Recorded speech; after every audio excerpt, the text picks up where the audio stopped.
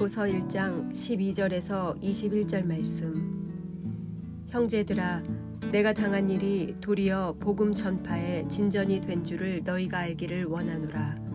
이러므로 나의 매임이 그리스도 안에서 모든 시위대 안과 그 밖의 모든 사람에게 나타났으니 형제 중 다수가 나의 매임으로 말미암아 주 안에서 신뢰함으로 겁없이 하나님의 말씀을 더욱 담대히 전하게 되었느니라. 어떤 이들은 투기와 분쟁으로, 어떤 이들은 착한 뜻으로 그리스도를 전파하나니 이들은 내가 복음을 변증하기 위하여 세우심을 받은 줄 알고 사랑으로 하나 그들은 나의 매임에 괴로움을 더하게 할 줄로 생각하여 순수하지 못하게 다툼으로 그리스도를 전파하느니라. 그러면 무엇이냐?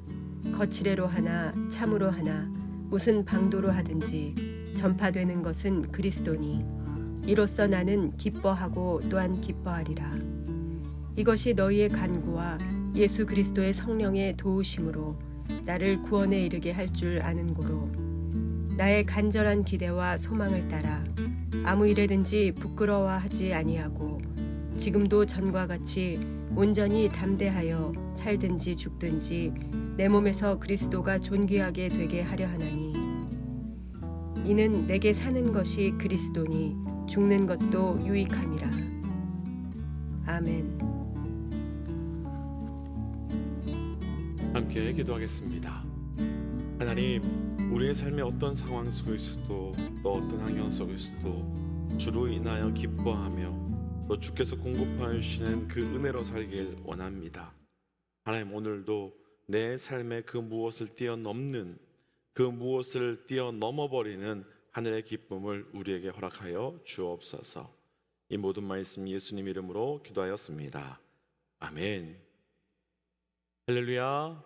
우리 삶의 모든 주관자 되시며 또 살든지 죽든지 주의 뜻 가운데 거하게 하시는 우리 하나님의 이름을 높이 찬양합니다.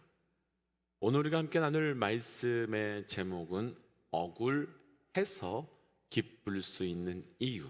억울해서 기쁠 수 있는 이유라고 하는 말씀의 제목입니다. 사실 한 사람이 무엇으로 인해서 기뻐하고 또 무엇으로 인하여 슬퍼한지를 보면 그 사람의 영적인 수준과 또 영적인 방향, 또 영적인 목적을 다 알 수 있습니다. 그래서 다들 기뻐할 만한 일에 기뻐하는 사람과 절대 기뻐할 수 없는 것을, 절대 기뻐할 수 없는 상황을 기뻐할 수 있는 사람은 분명 같다라고 할 수 없지요. 그런데 우리가 어제 말씀에서 나누었지만 빌립보서는 바울이 감옥에 갇혀 있을 때, 그러니까 억울하게 감옥에 갇혀 있을 때 쓴 편지의 내용이고 쉽게 이해되지 않지만 그런 상황에 대해서, 그런 억울한 상황에 대해서 모두 다 기쁘다라고 찬양하며 고백하고 있습니다. 보통 우리는 억울하면 울고 또 절망하면 또 우리 삶 가운데서 아무것도 할 수 없고 혹은 어떻게 했든지 나를 억울하게 한 그것을 갚아주어야만 기뻐할 수 있다고 생각합니다. 그런데 오늘 말씀을 통해서 우리 삶의 그 기쁨을 점검하고 우리가 억울해서 기뻐할 수 있는 영적 삶의 이유가 무엇인지, 다시요, 억울해도 기뻐할 수 있는 이유가 아니라 억울해서 기뻐할 수 있는 이유가 무엇인지를 함께 묵상해 보겠습니다. 억울해서 기뻐할 수 있는 이유 첫 번째, 우리 오늘 본문 중에요 12절과 13절입니다 12절 13절. 형제들아, 내가 당한 일이 도리어 복음 전파에 진전이 된 줄을 너희가 알기를 원하노라. 이러므로 나의 매임이 그리스도 안에서 모든 시위대 안과 그 밖의 모든 사람에게 나타났으니. 아멘. 계속해서 반복되고 있는 이야기인데요, 빌립보서는 바울이 감옥에 갇혀 있었을 때 쓴 옥중서신입니다. 하지만 바울이 감옥에 들어가 있다고 해서 그가 어떤 심각한 죄를 지은 것은 아닙니다. 그가 감옥에 들어간 이유는 복음 때문이며, 더 구체적으로 표현해 본다면 복음을 반대하는 유대인들 때문이었습니다. 바울의 입장에서는 정말 억울한 일입니다. 복음 안 틀렸습니다. 틀리지 않았습니다. 그리고 바울은 그렇게 복음을 전하기 위해서 생명 걸었고 또 실제로 생명을 살렸습니다. 그런데 유대인들은 자신들이 누려왔던 많은 것들, 자신들이 중요했던 많은 것들을 복음을 통해서 무너질 것이 두려워서 바울을 억울하게 공격했고 바울을 억울하게 감옥에 가두었습니다. 더구나 바울이 빌립보에서 복음을 전할 때에는 어떤 일이 있었습니까? 바울이 처음에 빌립보로 가고 싶어 하지 않았습니다. 바울은 아시아에 가서 복음을 전하고 싶어 했었는데 예수의 영이 막으시고 성령께서 막으셔서 억지로 오게 된 곳이 바로 이 빌립보라고 하는 지역이었습니다. 그렇게 그가 빌립보에 도착했을 때 그를 환영하거나 그를 영접해 주시는 사람은 단 한 사람도 없었습니다. 그 사건이 기록된 그 사도행전 16장 말씀을 보면 바울이 빌립보에 도착했을 때 그를 영접하거나 그의 말씀을 듣기 위해서 찾아오는 사람들이 한 명도 없어서 수일 동안 강가에 나아가 기도했다라는 말이 나올 정도였습니다. 바울의 입장에서는 억울하지요. 답답하지요. 그렇게 가고 싶었던 아시아와 무시아로 갔으면 그를 환영하고 영접하고 많은 사람들을 만났을 테고 또 그들에게 뜨겁게 복음을 전했을 텐데 자기를 환영하는 사람 하나도 없는 곳에 와서 아무것도 못하고 있으니 그 마음이 얼마나 억울하고 답답했겠습니까? 그렇게 며칠 있다가 루디아라고 하는 자색 옷감을 파는 여인을 만나 복음을 전했고 그 이후에 귀신 들린 여종, 점을 치고 그곳으로 돈을 벌고 있는 사람들이 있었는데 바울은 그 귀신 들린 여종에게서 귀신을 쫓아내어 주고 그 여종이 정상적으로 살 수 있도록 도와줍니다. 그런데 바로 그때 그 귀신 들린 여종을 통해서 돈을 벌고 있었던 사람들이 화가 나서 자기들이 더 이상 돈을 벌 수 없으니까 바울을 감옥에 가두어 버립니다. 그것도 그냥 감옥에 가둔 것이 아니라요, 옷을 찢고 발로 차며 고통을 준 이후에 바울을 감옥에 가둡니다. 바울의 입장에서는요, 얼마나 억울했겠습니까? 얼마나 답답했겠습니까? 아니, 바울이 아니라도 지켜보는 우리가 보아도 바울은 이렇게 표현할 수 없을 정도로 억울한 상태입니다. 바울 가고 싶어서 간 것도 아니고요, 어떤 사람을 더 나쁘게 한 것도 아니고요, 귀신에서 해방시켜주는 좋은 일을 했는데 감옥에 갔으니 얼마나 바울의 입장에서는 억울하고 답답했겠습니까? 그런데 바울은 방금 읽었던 말씀에서 억울한 일들이 기쁘다라고 말합니다.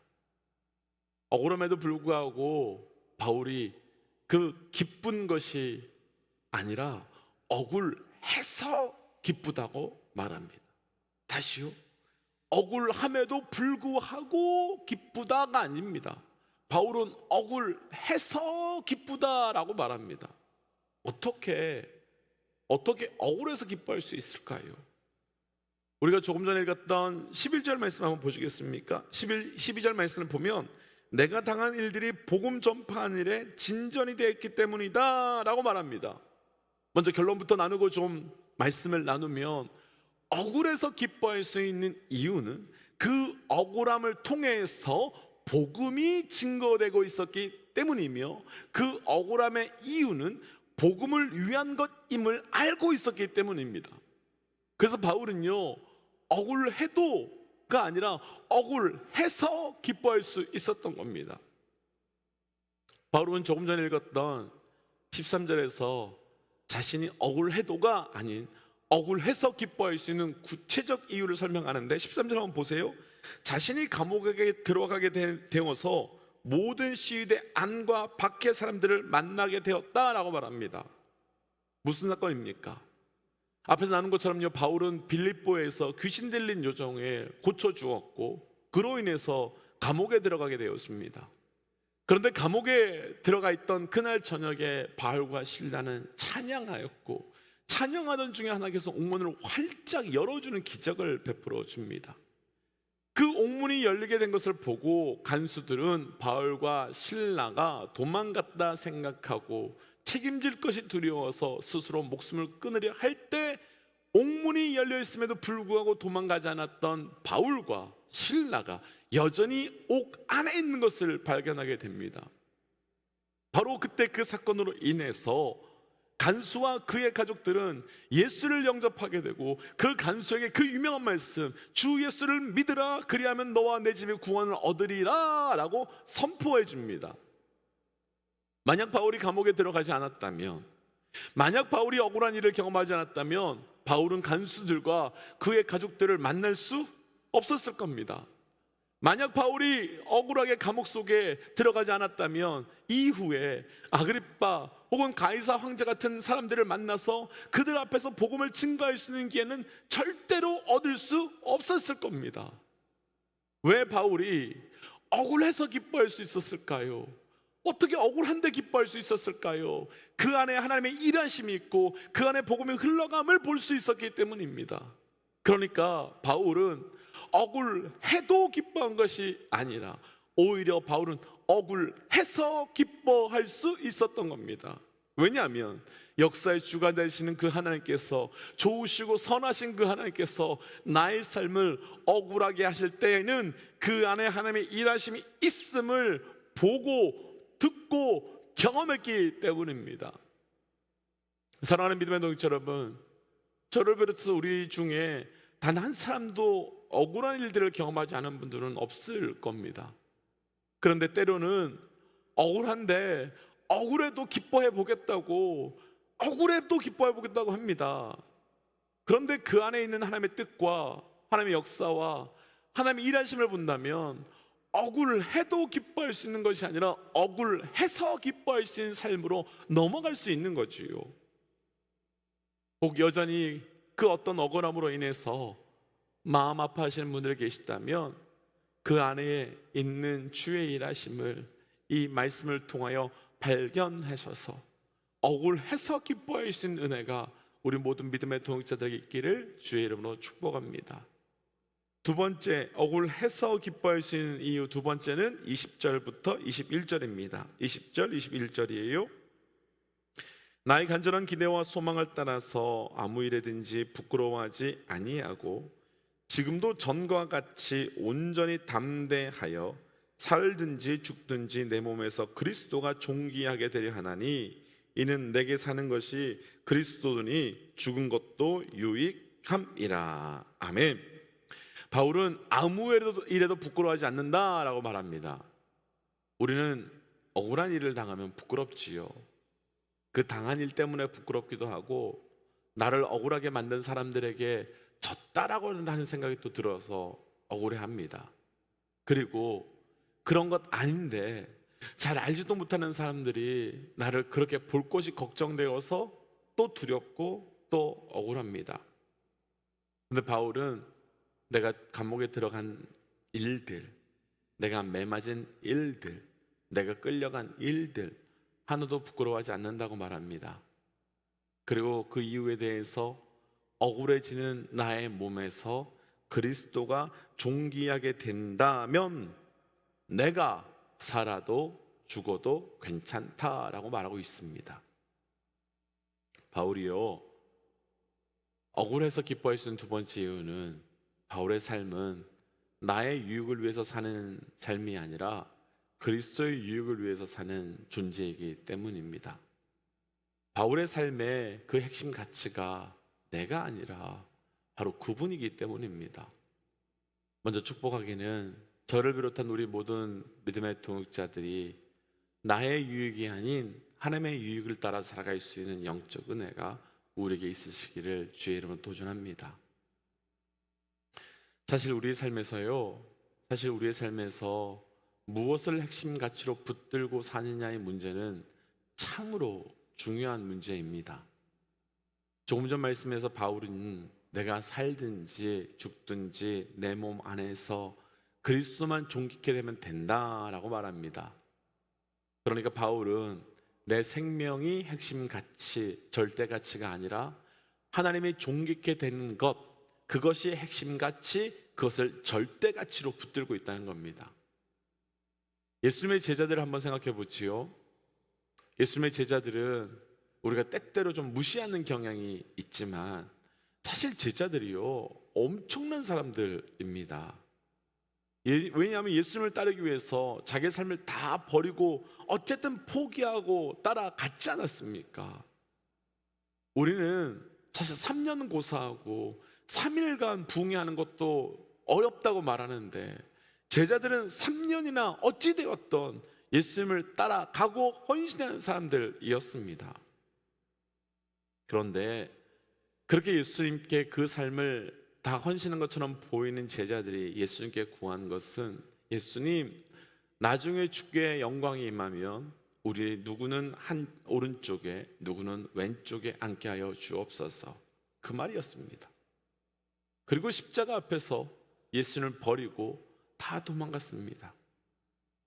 그 이유가 분명하지 않겠습니까?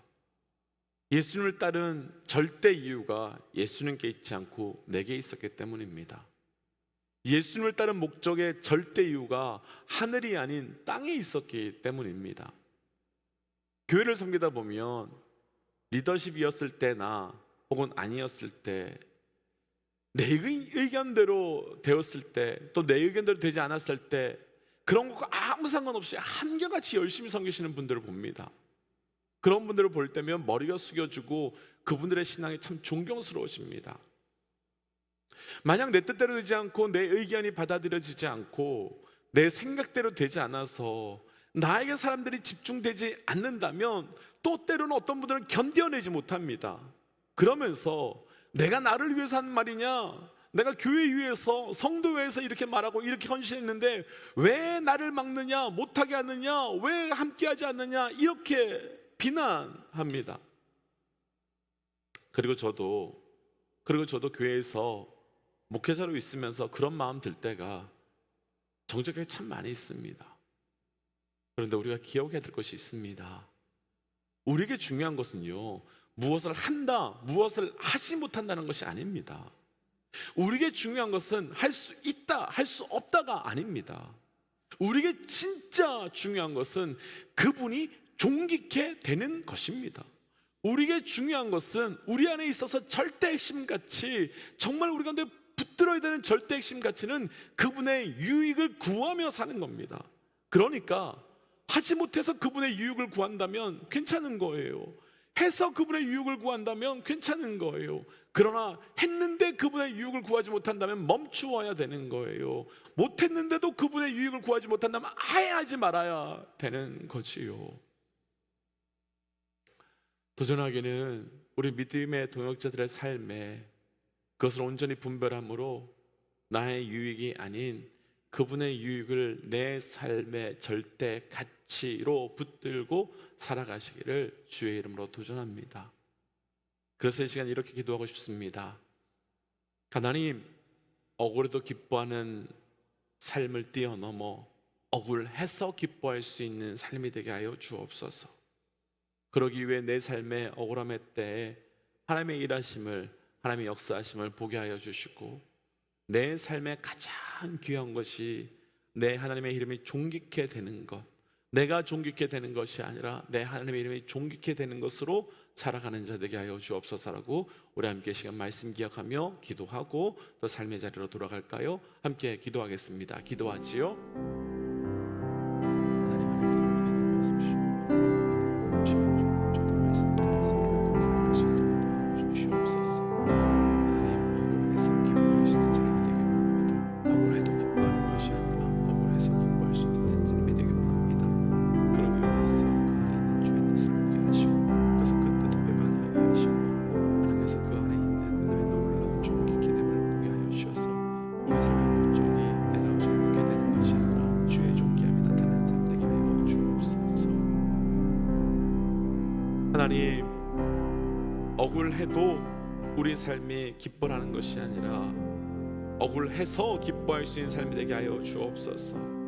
억울함에도 불구하고 기뻐할 수 있는 삶이 아니라 억울해서 기뻐할 수 있는 삶 되게 하여 주옵소서. 그러기 위하여 내 억울함의 자리에 있는 하나님의 일하심을 보게 하여 주시옵고, 그러기 위하여 내 억울함에 있는 자리에서 나는 억울해서 무너지지만 주의 이름이 존귀케 됨을 볼 수 있는 은혜를 우리에게 더하여 주시옵소서. 하나님, 그래서 우리 삶의 모든 걸음걸음마다 우리의 삶이 억울해서 기뻐할 수 있는 주의 백성 되게 하여 주옵소서.